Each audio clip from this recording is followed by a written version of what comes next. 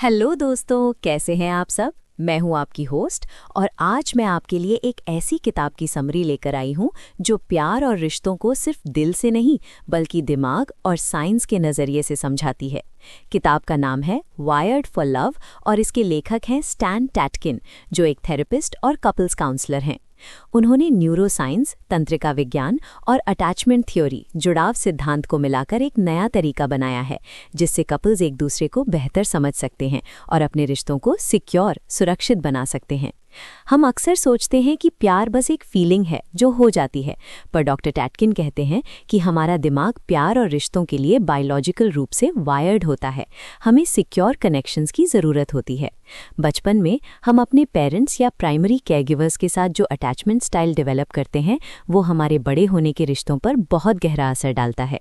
यही वजह है कि क्यों कुछ लोग रिश्तों में बहुत एंग्शियस होते हैं, कुछ लोग दूर रहते हैं और कुछ लोग सिक्योर फील करते हैं।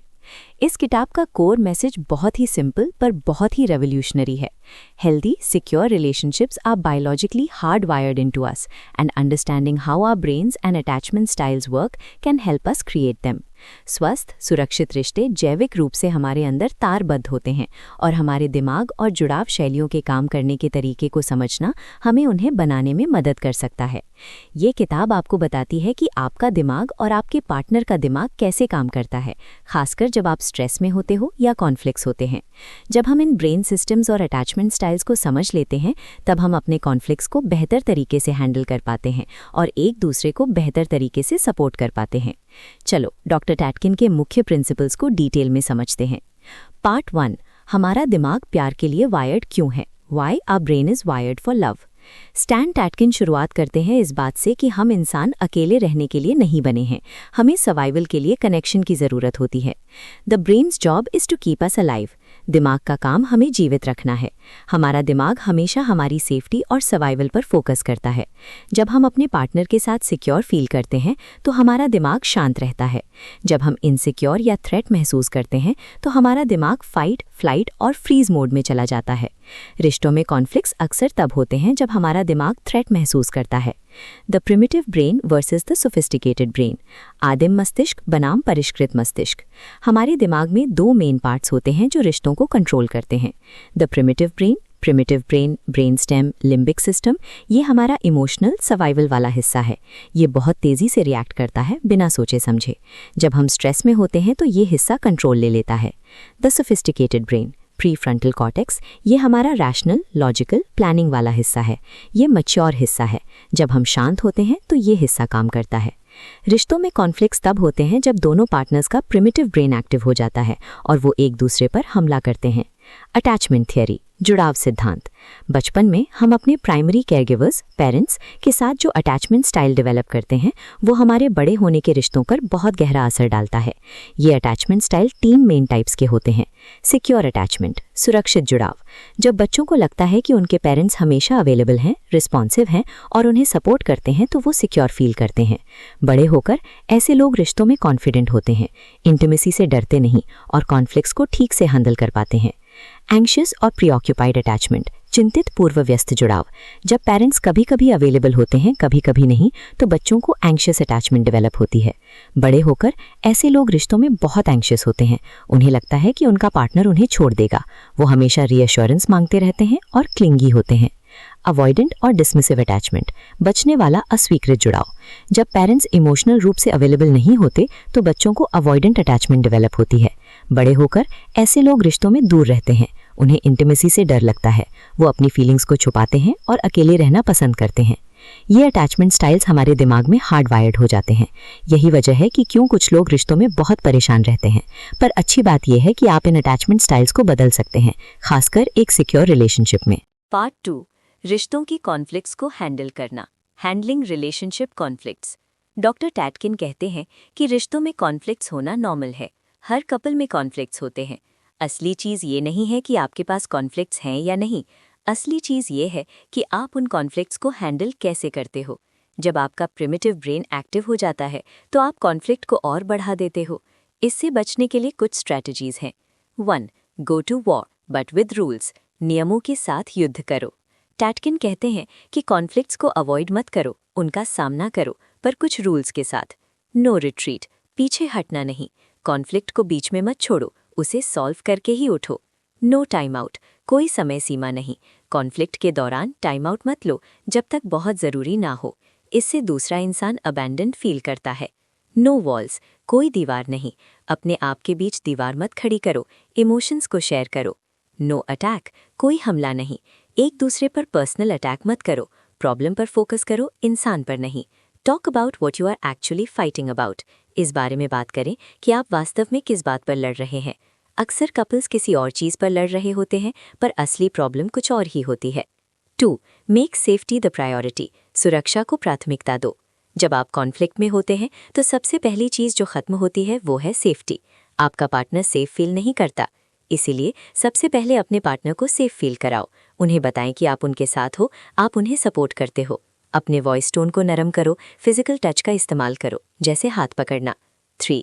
रीड ईच अदर्स मैनुअल, एक दूसरे का मैनुअल पढ़ें। हर इंसान का अपना एक मैनुअल होता है। इस मैनुअल में लिखा होता है कि उन्हें क्या पसंद है, क्या नहीं पसंद है, वो कब डरते हैं, वो कब खुश होते हैं। अपने पार्टनर के मैनुअल को पढ़ना सीखो, उनकी बॉडी लैंग्वेज को समझो, उनकी इमोशनल ट्रिगर्स को पहचानो और अपना मैनुअल भी दूसरों के साथ शेयर करो। 4. क्रिएट अ कपल बबल, एक युगल बबल बनाएं।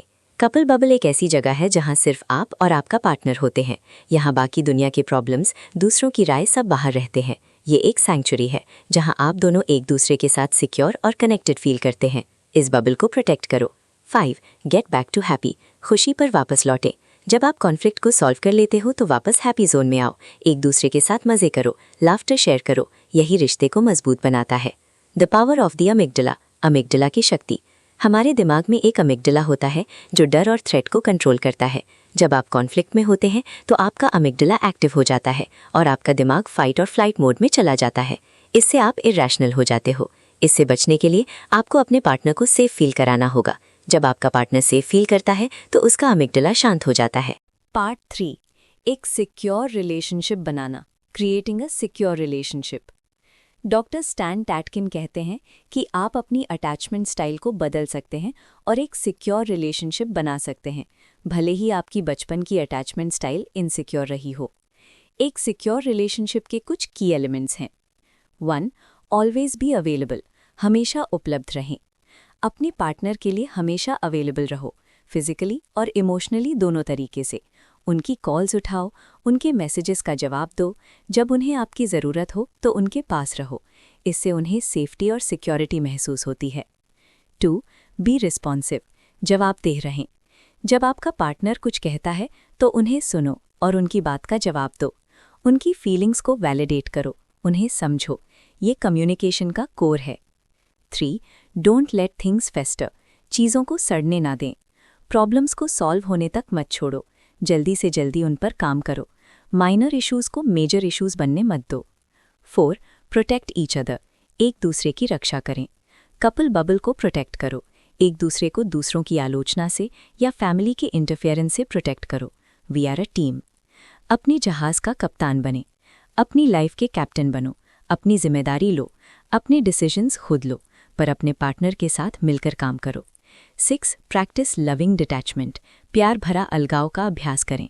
ये एखार्ट टॉल के अनटेगर्ड सोल जैसा ही है। आप अपने पार्टनर से प्यार करते हो पर आप उनसे बंधे टेथर्ड नहीं होते। आप उनकी इंडिविजुअल आइडेंटिटी की रिस्पेक्ट करते हो, आप उन्हें कंट्रोल नहीं करते, आप उन्हें आज़ादी देते हो। 7. क्रिएट शेयर्ड मीनिंग, साझा अर्थ बनाएं। अपनी रिलेशनशिप के लिए कुछ शेयर्ड वैल्यूज़, शेयर्ड गोल्स और शेयर्ड रिचुअल्स बनाओ। ये आपको एक दूसरे से जोड़ता है और आपकी लाइफ को मीनिंग देता है। 8. फॉरगिवनेस एंड रिपेयर, गलतियां होंगी, माफ़ी मांगो, रिश्ते को ठीक करो। रिपेयर करना रिलेशनशिप का बहुत इंपॉर्टेंट हिस्सा है। अंत में वायर्ड फॉर लव हमें एक बहुत ही प्रैक्टिकल और न्यूरोसाइंस बेस्ड रोड मैप देती है एक सिक्योर और लविंग रिलेशनशिप बनाने का।